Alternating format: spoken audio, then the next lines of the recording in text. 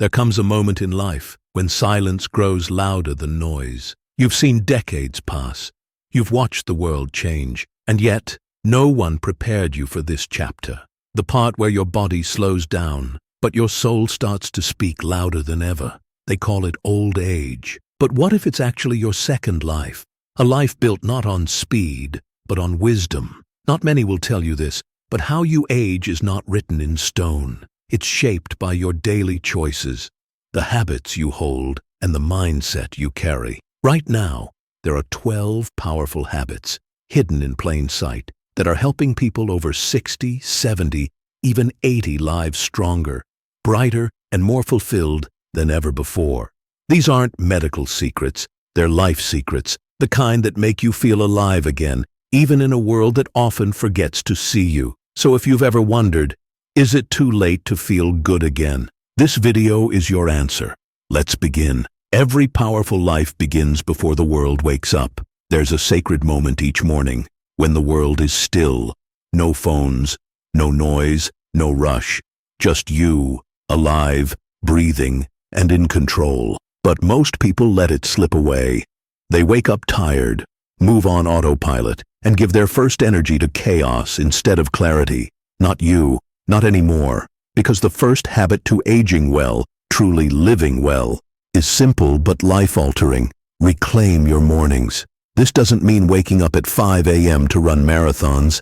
It means waking up with presence. It means giving the first 30 minutes of your day back to you. Before the world demands anything from you, give something to yourself. Open the window, feel the air, drink water slowly. Stretch your arms toward the sky like you're greeting life again. Sit in silence, even for 3 minutes. Breathe in. Think one grateful thought.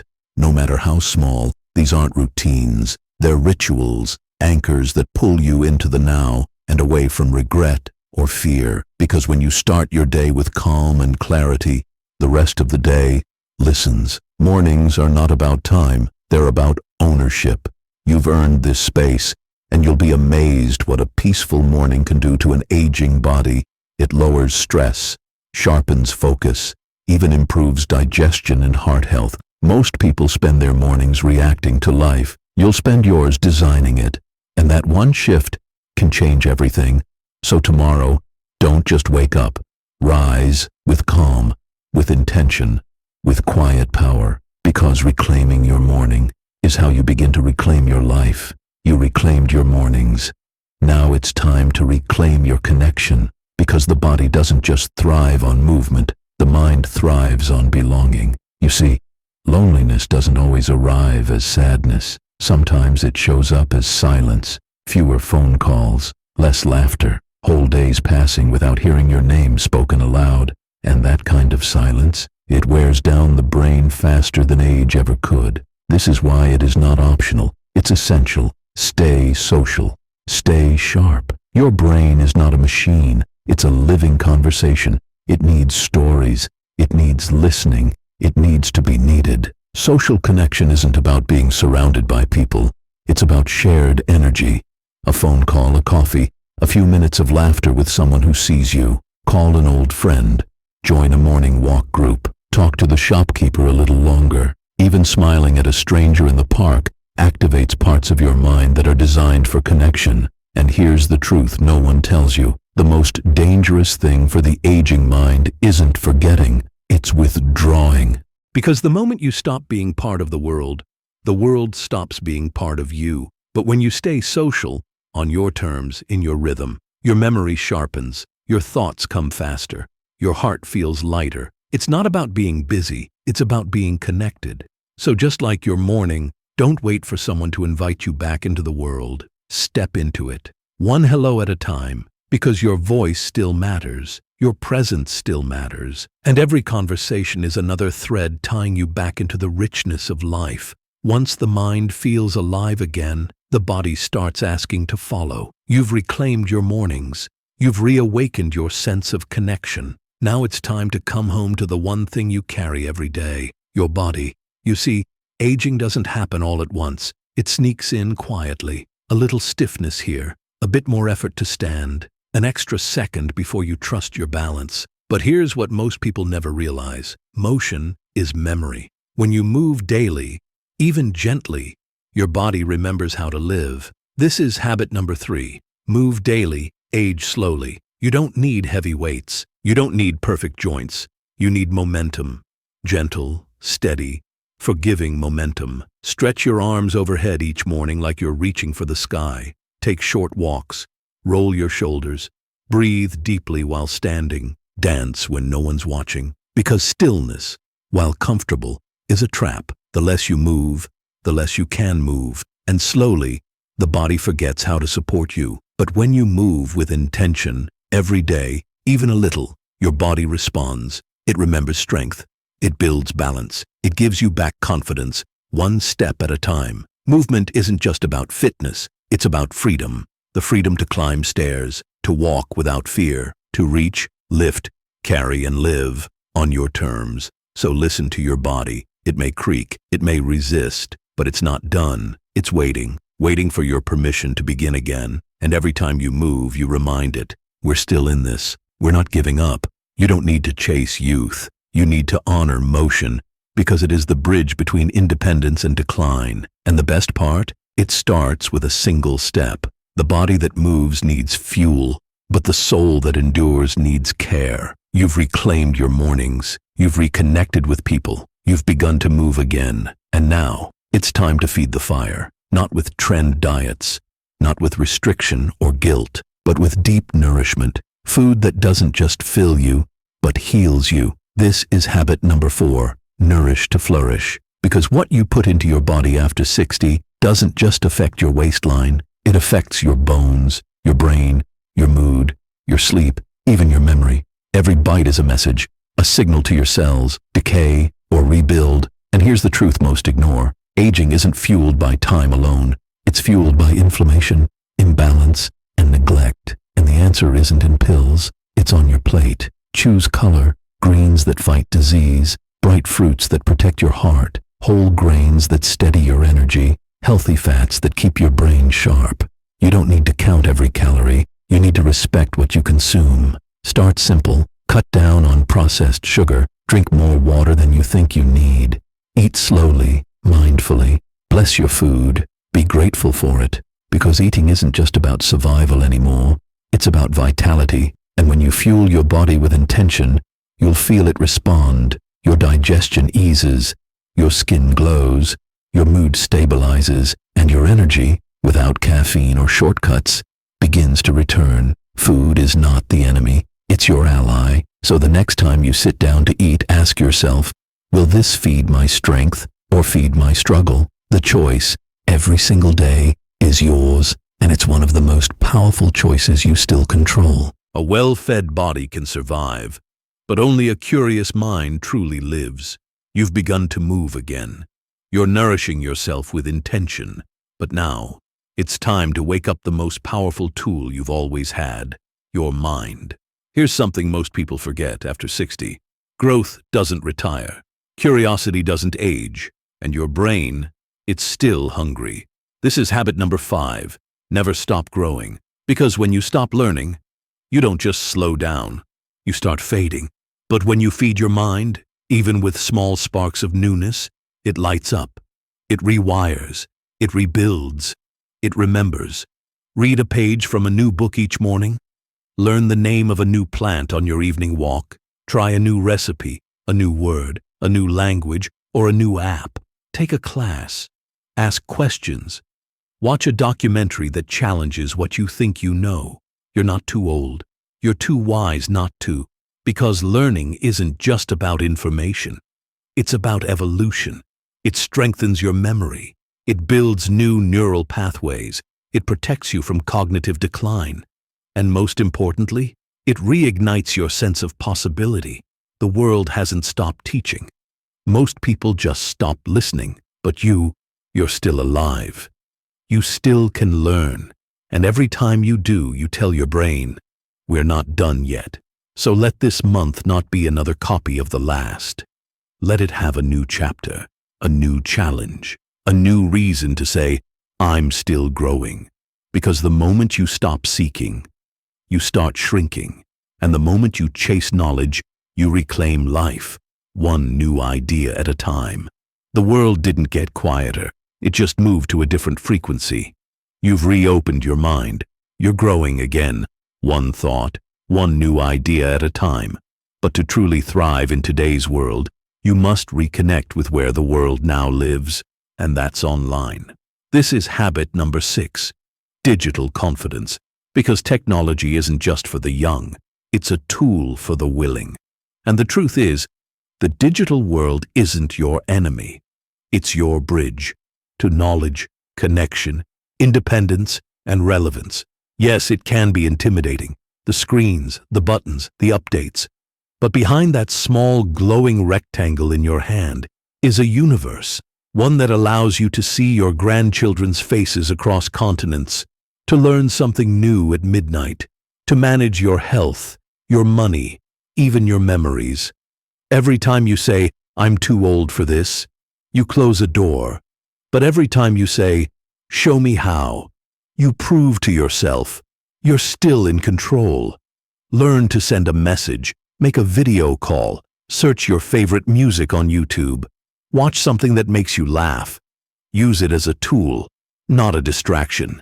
Digital literacy isn't about chasing trends. It's about staying in the conversation with your family, your community, and the world. And here's the best part. You don't have to master it all.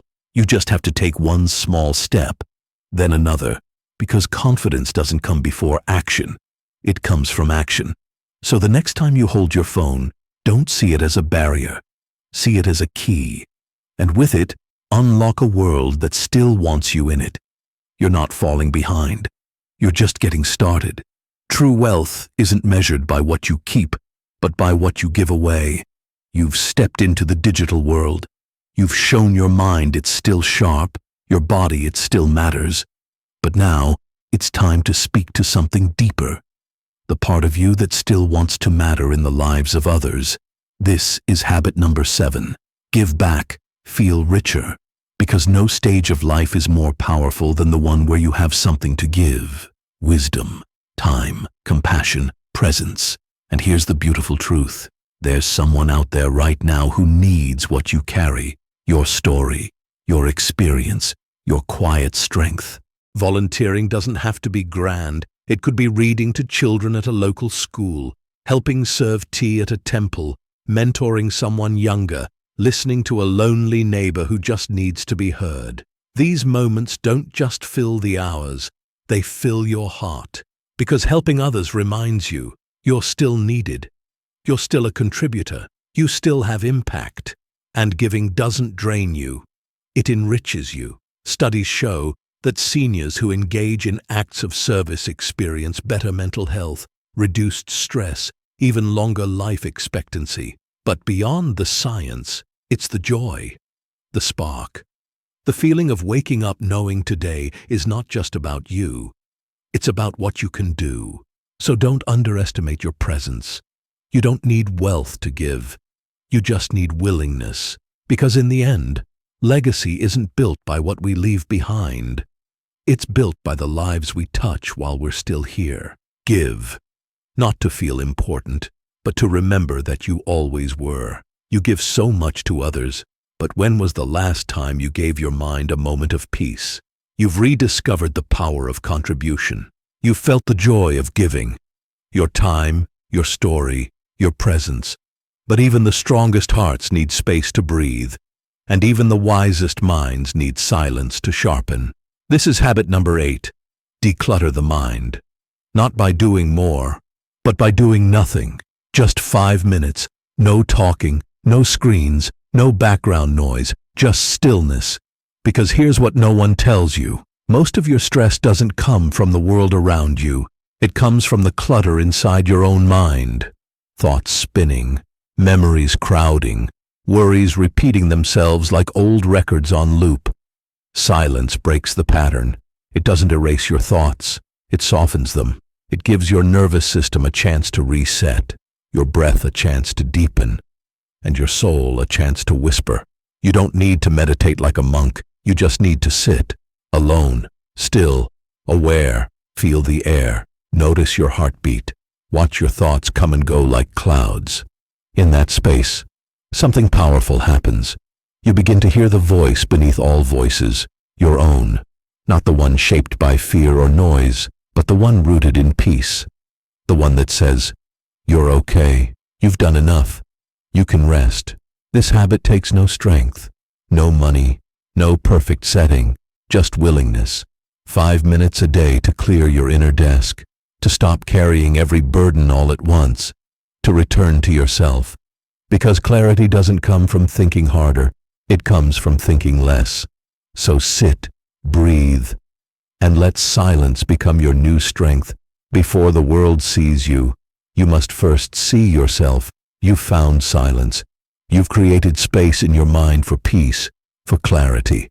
But now, it's time to step back into the world, and how you present yourself shapes how you feel within it. This is habit number 9. Dress with dignity, not for others, not for attention, but for you. Because the reflection in the mirror every morning is more than skin and fabric. It's identity, it's confidence, it's a quiet reminder that you still matter. Too often, aging is used as an excuse to stop caring about appearance. Comfort replaces pride. Routine replaces effort. But dignity is worn. It's in the way you brush your hair, the care you take in choosing your clothes, the subtle scent of something fresh, the color that lifts your mood, the posture that says, "I'm still here. I still carry myself with honor." You don't need expensive clothing. You don't need to look younger. You just need to look intentional.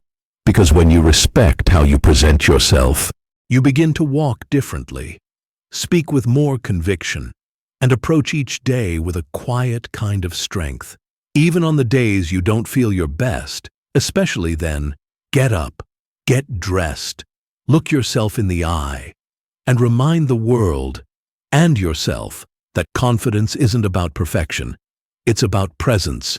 You are not invisible, and your outer appearance should never contradict the inner strength you've built over a lifetime. So dress not to impress, dress to express your self-respect, your dignity, your unwavering sense of identity. Because when you feel strong in your skin, the world feels your presence. Before you ever say a word, you care for what you value.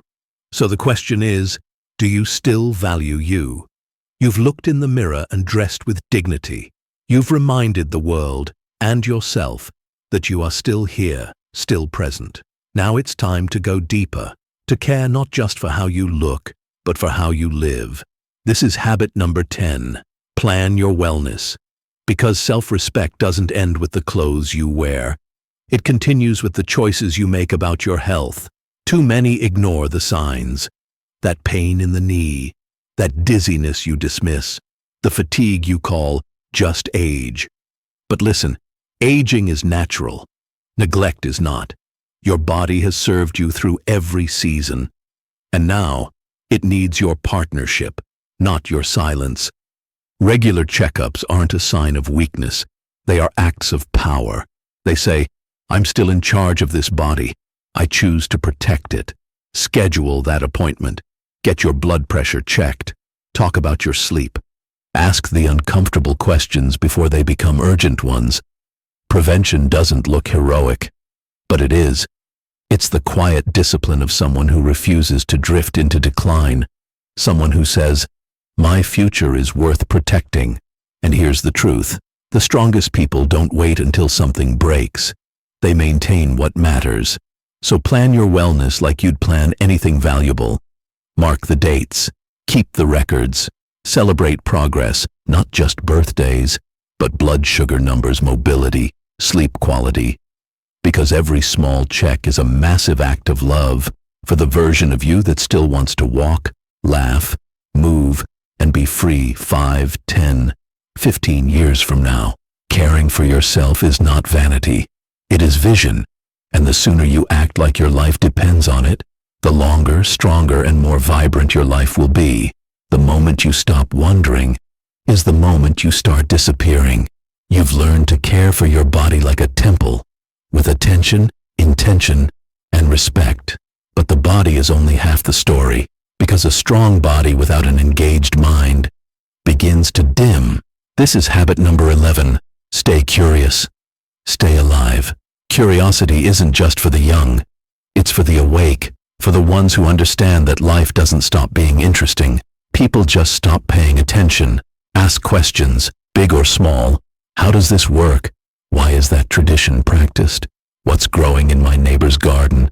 Read something that confuses you. Watch something that challenges your beliefs. Talk to someone younger and listen. Curiosity sharpens memory. It keeps your brain firing, building, adapting. But more than that, it keeps your spirit from going numb. You don't need formal lessons. You need a mindset that says, I'm not done learning. Not yet. Because when you stop asking questions, you start accepting routines. When you stop exploring, you begin retreating.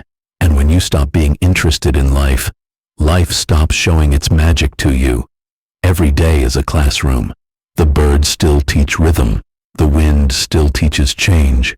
Even a stranger's story can become your next breakthrough, if you're listening. So stay curious, not to impress anyone, but to remind yourself that you're still vibrant, still searching, still growing. The most alive people in the world are not always the youngest. They're the ones who ask, what else can I discover today? Stay engaged, stay wondering, and you'll find that your world expands, no matter how old you get, because the brain doesn't age when it's still asking questions. It only ages when it stops caring to know. Just born to survive time. You were born to leave something behind it. You've awakened your body, sharpened your mind, reclaimed your mornings, your movement, your voice. But the final habit is not just about how you live, it's about what you leave behind. This is habit number 12, legacy living. Because long after your footsteps fade, your words, your values, your stories will echo. And here's the truth. The most powerful legacy isn't money or property or things. It's the wisdom you pass on, the lessons carved into you through decades of joy, pain, failure, and faith. Speak them to your children, your grandchildren, your community, even to a notebook that someone will read long after you're gone. Tell them how you overcame heartbreak. Tell them what you wish someone told you at 20. Share the values that anchored you through every storm. Because your life isn't just a timeline, it's a map, and someone out there is looking for direction. Bake the recipe they'll remember. Write the letter they'll reread on hard days. Be the voice they hear in silence when they're lost. Legacy isn't built by the famous. It's built by the intentional, the ones who choose to plant meaning where others only leave memory. And in doing so, you don't just stretch your life across time, you stretch your soul across generations. So don't let your story vanish quietly. Give it, share it, pass it forward like fire that lights the next candle. Because at the end of it all, it won't be the years they remember. It will be the moments, the truths, and the love that only you could leave behind. Not all power is loud. Some of it builds quietly, habit by habit, day by day, decision by decision. You've just walked through 12 of the most life-anchoring habits a person can carry into the second half of life. And none of them require youth. None of them need perfection. They only require a willing spirit, one that still believes the best days might not be behind you, but waiting ahead. You reclaimed your mornings, because how you start your day is how you shape your life. You stayed connected, because conversation keeps the heart young. You moved, because movement is proof you're still here, still in control. You nourished yourself, because your food isn't just fuel, it's medicine. You kept learning, because a curious mind is a living mind. You stepped into the digital world, not to follow trends, but to stay in the conversation. You gave back, because giving reminds you that you matter. You practiced silence, because peace begins in stillness. You dressed with dignity, because how you see yourself affects how the world sees you. You took control of your health, because self-respect includes care. You asked questions, because the world still has things to teach you. and you passed down your story, because that's what real legacy looks like. These aren't tips, these are tools, and in your hands, they become weapons against decline, against invisibility, against the idea that aging must mean fading. So today, don't just reflect, decide. Decide that this chapter will be written by you, not by age, not by fear, not by limitation. You are not finished. You are forging forward, stronger, slower, wiser, and more powerful than you've ever been. Because aging isn't the end, it's the evolution. And with these 12 habits, you don't just grow old, you grow legendary.